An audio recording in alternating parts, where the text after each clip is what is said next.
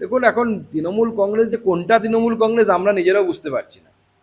কেউ কেউ বলছে দুটো হয়েছে, একটা হচ্ছে Trinamool Congress M, TMC M মার্ক্সবাদী, আর একটা হচ্ছে টিএমসি কে কালীঘাটবাদী।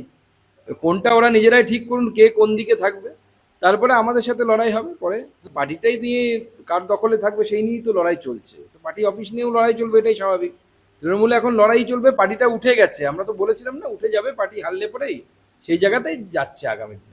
ভ্যানিশ কুমারকে দিয়ে প্রতীক কাটলেও কণ্ঠরোধ করতে পারবে না, প্রতীক নিয়ে কিছু যায় আসে না, আমার কণ্ঠরোধ করতে পারবে না, হুঙ্কার মমতা বন্দ্যোপাধ্যায়।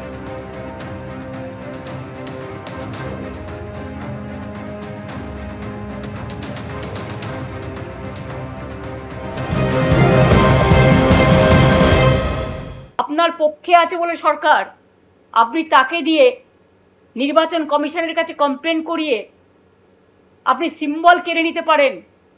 যদিও আমরা জানি সিম্বল আপনার পক্ষে যাবে না, কিন্তু ধরে নিলাম যদি ভ্যানিশ কুমার বাবু আমাদের পার্টিকে ফিনিশ করার জন্য ইলেকশনটাও করেছেন, যদি সিম্বল দিয়েও দেয় তাতে কি যায় আসে?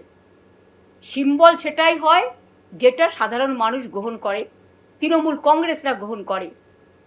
আমি এই সিম্বল নিয়ে 1 মাস 22 দিনের মাথায় আমি কিন্তু লড়াইটা করেছিলাম, তখন আমি সিম্বলটাও কাউকে চেনাতে পারিনি। আর এখন দরকার আমি গলায় সিম্বলটা ঝুলিয়ে মানুষের কাছে যখন বেরোবো, আপনারা কি আমার কণ্ঠরোধ করতে পারবেন? গণেশ কুমারজি তার ব্যাপারে এরকম কুরুচিকর শব্দ প্রয়োগ করা, তার নাম বিকৃত করে বলা, আমার মনে হয় এটা সংবিধানের পজিশনে থাকা একজন ব্যক্তির অপমান।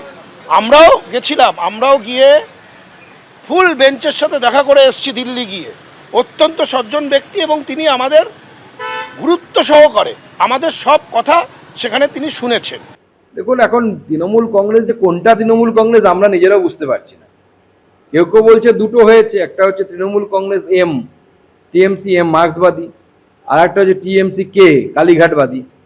কোনটা ওরা নিজেরাই ঠিক করুন, কে কোন দিকে থাকবে, তারপরে আমাদের সাথে লড়াই হবে। পরে পার্টিটাই নিয়ে কার দখলে থাকবে সেই নিয়েই তো লড়াই চলছে, তো পার্টি অফিস নিয়েও লড়াই চলবে, এটাই স্বাভাবিক। তৃণমূলে এখন লড়াই চলবে, পার্টিটা উঠে গেছে, আমরা তো বলেছিলাম না উঠে যাবে, পার্টি হারলে পরেই সেই জায়গাতেই যাচ্ছে আগামী দিনে।